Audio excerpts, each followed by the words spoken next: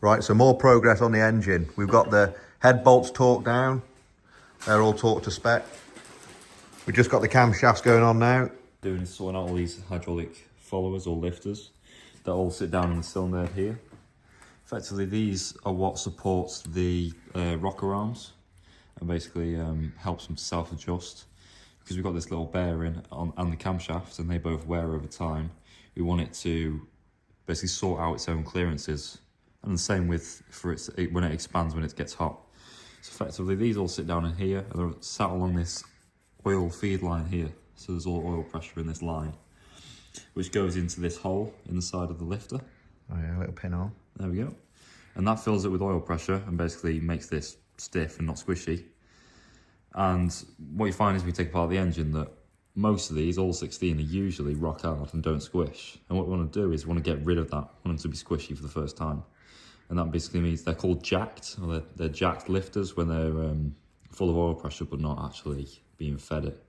So what I do is we put them in the vise and just squeeze them, let all the oil out, and basically work them backwards and forwards, and then leave them in some fresh oil. And then on start up, they'll all fill up again, and they should work as they should. Problem is, if they're jacked and they don't necessarily unjack when it's running, it's going to be wearing down these camshafts prematurely, and also just creating too much drag on the engine. So they're all sorted now and all back in. We're getting the camshafts on next, and then we'll be timing it up. Yeah, timing. We've got the timing chain over here, haven't we? All built up. Ready to go, the full cassette. Yeah, full cassette ready to go. Is there anything you need to do with these, or not so much until you get them on and time them up? Exactly, yeah. Yeah. Another thing I'd say... And they were new on the old engine, weren't they? Yeah, they were. Yeah. The next thing I'd say is... The thing that usually gets confused with these caps that go over the camshafts here, they're all numbered, so the numbers are easily with 1, 2, 3, 4, work backwards. But you'll notice that some are labelled E and some are labelled A. A lot of people, when they take apart the engine, don't know which way around they go, and it can get quite confusing. So most people would think that the E is for exhaust, and actually E is for inlet, it's for the German words. Oh, right. So what we'll do is, if you look here on the Vanos units, say it says inlet, in there, and it's also got the German word for in, and then we've got X, and we've got the A. So the E's go on the in, and the A's go on the out. And we've also got a different shaped camshaft, haven't we? Yep, so one's like got a banana bend in it. So this is the inlet camshaft here, because they're nice and straight, and then the exhaust one is the one over here, which is with the bend in it. With the banana. Yeah. Right, so we're just talking about the oil channels here and the Vanos units. Now these, very common on BMWs, just give us a bit of information on the Vanos units. So these are the Vanos solenoids. You have one for the inlet and one for the exhaust, and they go in through the front of the block there. And effectively what's going on here is we've got oil pressure that's, again, sat in all the head, there's loads of galleries, and that comes and fills this solenoid. Then when it wants the Vanos to actuate by a certain amount, what it'll do is it'll slide across inside here and basically unblock these holes here. Then that allows the oil to come up. If we have a look up through this vein here, oh yeah, up through the top of there, and then into this front chamber. And I've just gone ahead and replaced these rectangle rings, as BMW calls them, and these allow the camshaft to spin, but it seals away this chamber here. So oil comes up this hole, it fills these holes, which go into these holes, which then eventually go into the Vanos adjusters over here, which allows them to turn and basically change the duration of valve timing. So on a road engine, when you take them out, they can be proper gunged up sometimes. Yeah, so if we look at this gauze here, which is designed like to a mesh, isn't it? Again, they're going to be clean before they go in. Yeah. And you can be lots of stuff like that. That's why it's so important that we replace everything to do with oil pressure. Because it all comes down. Whatever's left is going to this Vanos, and we want it to move as far as and as quickly as possible. Yeah, so you need to get it all cleaned up. It's all staying with us. That's why we rebuilt that oil pump as well. And these are very common. You have to replace these, don't they? There you go. Yeah, so they're called rectangle rings, as BMW call them. And they've got like a little hook. Yeah, they're a bit of a nightmare to get on without breaking little feet. But yeah, they're all replaced. Interesting. We've got the oil feeder hoses on. It's all timed up. All back together. Look, the Vanos units. Sorry, solenoids are back in. That's the one. Yeah. Sump's back on with all the new gasket. That's all tightened up. So what we've just done now is we've poured the oil, poured some fresh oil into it. We're going to turn it over by hand, just see if we can get the oil coming up to the top. And it's all working as it should. Mitchell's just trying to dig some oil out the ground, look. You know. So any minute now, we see some oil come out of these hoses. And look at that. As easy as that, we have oil coming from the runner. Sweet. So, look at this. An insight to the internals of a 116. Look at that. The golden oil dripping on the lobes. It's looking good, isn't it? They're all clear, aren't they? Oh yeah.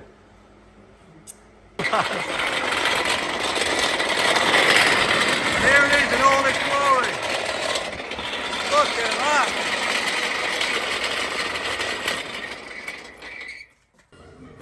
So we're just trying to decide what gearbox to put in the cart. Eeny, meeny, miny, mo. You are not it. Oh! Shelley's gearbox, no idea what that was like because we didn't even drive it up the road. This says good box, so that's going in. No idea what these two are. No, actually that's out of Betty. That's done 2 seasons of hard racing. No idea about that one. The mystery box. So here we land. Don't pay too much attention to the factory setup, but we have got the engine. We've got all the auxiliaries on the engine. Engine mounts are on, power steering pump on.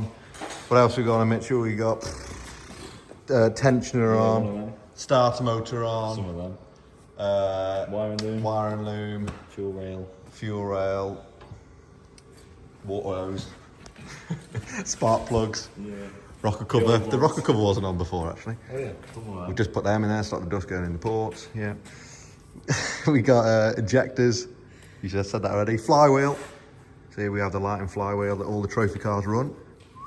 That looks brand new, even though it's done 2 seasons. We've got the brand new clutch in it. Yeah, brand new clutch. And now we are going to put the good box onto the good engine. And then it's as simple as just going, Simple. bolt it in here. Like this. It's all ready. Ready to be dropped in.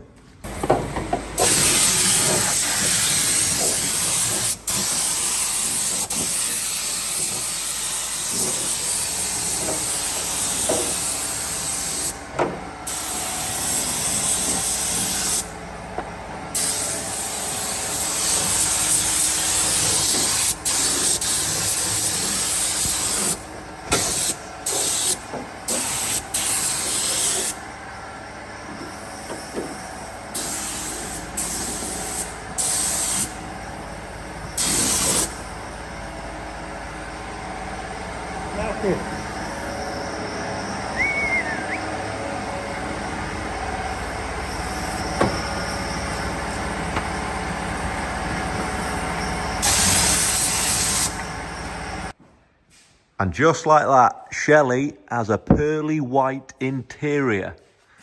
Big shout out to Dad there. Dad has smashed that out the park. Just look at the attention to detail in here. Look at all that there. Immaculate. Super clean. Very satisfying. Well done, Dad. No worries, good. Solid, productive progress. So next job, roll cage. But that is looking spot on. All the behind the dash is ready now. Ready for the dashboard to go back in. Nice work. So we've got the engine all built up. Mitch has had a solid day on that. Gearbox back on. All the auxiliaries back on it. And that is also looking really good. Up. Yeah. I'll do. So when that engine mounts left, Andy? That's moved, yeah. Right, do you want to try and slide it a bit further back? Towards the back of the car. Yep.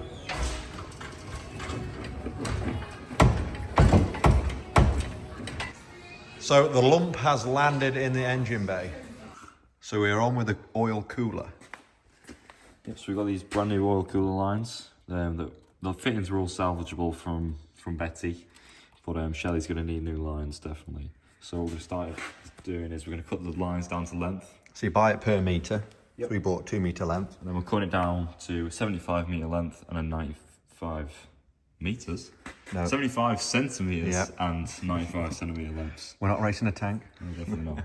And before you do that, you want to masking tape it up and then cut through the masking tape. That just means when you cut it, they tend not to fray as much because you've got to try and get these fittings on now, which are a bit of a nightmare. But I'll try and do one on camera. Ooh, look at that. He's done that before. And this also requires special spanners, doesn't it? Yeah, it can do. You can get away with an adjustable, but the special spanners will stop you scratching it. If you want to do it the proper way. So what we've got to try and do is, this fitting basically clamps the braid and allows, if we look at this old cable down here, this is the old lines, you can see what we're going to do is we're going to wind this into there. And what we want it to do is thread into this rubber hose here, and that makes a really, really good seal and stops it leaking. Because these are supposed to be high pressure lines, so they can handle the oil pressure we've got and not lose it. And I'll just show you the mounting of the oil cooler on the front mouthpiece. So it's a motor mech oil cooler we run, just a little 7-row. It's not the biggest of oil coolers, but after all, we've not got the biggest of engines, have we? But this is a real nice modification to run on the 116, especially with the 90-minute races, just to keep that oil cool. That fits nice and neat on there. You can crank it over. With the foot on the clutch is fine, we'll have to do it. We can crank it over because he's got the coils unplugged, look. Yep, the time that we're trying to get fuel pressure, because obviously we had no fuel in the tank, all the lines are empty, is the time we're also going to use it. Well, the starter motor works.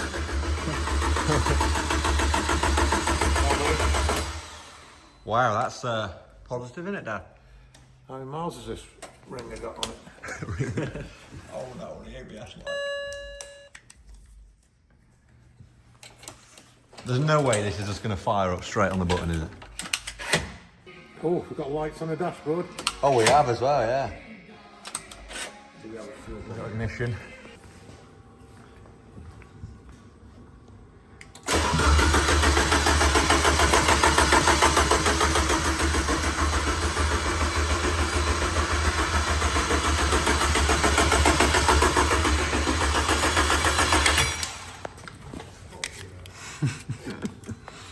Give it a tiny bit of throttle. Just a tiny.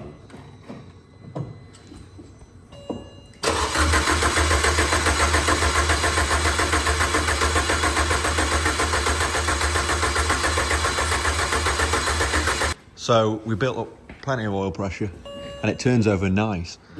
Hit the button, Dad. Oh, no way!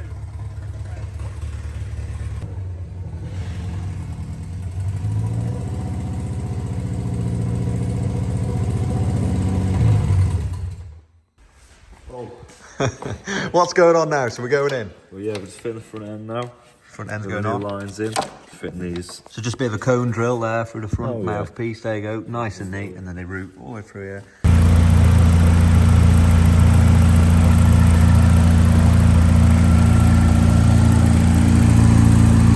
Just getting all the fluids bled up, running her in.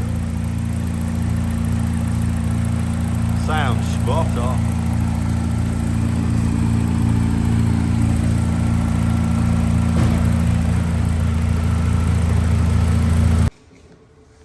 So 116 fans, all the fans. This is a very common problem that you see on the 116s now. They're getting 20-year-old cars. They get so corroded at this plug on the back of the fan, and then they stop working. And that is a problem that we keep seeing, and you don't really know it's happened until your car is ticking over and gets too hot and the fan doesn't kick in and then it blows up. But that is very common, so we're gonna have to sort that out. It's that common that even this one, we've got another fan in the parts department, and even that one's broke, look. That will not work. So we're gonna have to sort that out. So, old old cage out of Betty, it was white. Painted it year before last. Just in 2-pack paint, not powder coat. And there we go, just about to prep and ready to paint.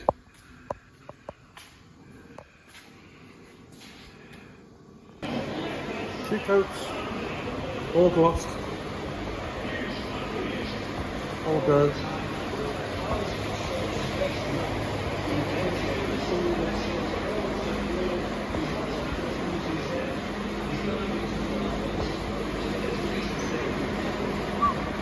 Right, so it's a few days on now, and Shelley is looking more and more like a race car every day. We now got the boss kit and the steering wheel fitted. We've got the battery, lightweight battery in the cage. We've got gears with the M Sport knob. We've got the battery isolator bolted up there. Fair dues. Progress has been really good. Got all the airbox set up on.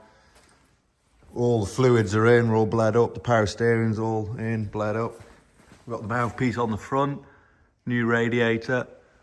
This is huge progress. So next job over the festive period is to get all the front end back on it.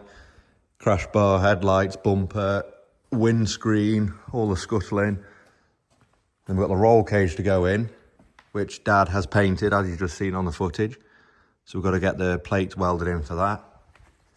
And now this Thursday coming on the 18th, I am going in for an operation to get some metal work out of my leg from a previous motorbike accident.